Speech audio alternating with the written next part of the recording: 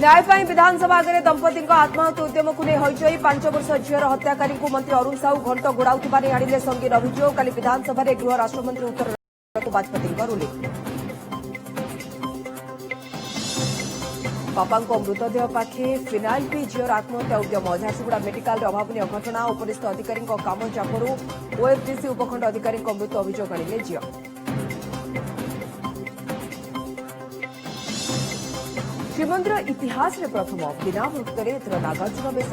पतित पावन को श्रृंगार विधि नाही बोली स्पष्ट कले मुख्य प्रशासक एणे डिसेम्बर द्वितीय किंवा तृतीय सप्ताह भक्तों लगी बड़ देउड़ खोलिबा नै सूचना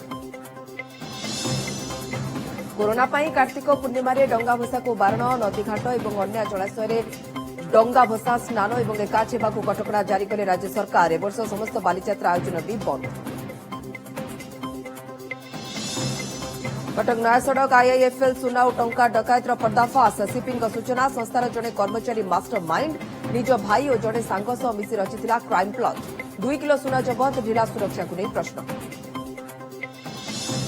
समस्त को कोरोना टीका जातीय प्रतिश्रुति संरक्षण पर कोल्ड स्टोरेज व्यवस्था लगी मुख्यमंत्री मान प्रधानमंत्री परामर्श एणे स्पुटनिक वी वैक्सीन 90% सफल होता नहीं रूसर दावी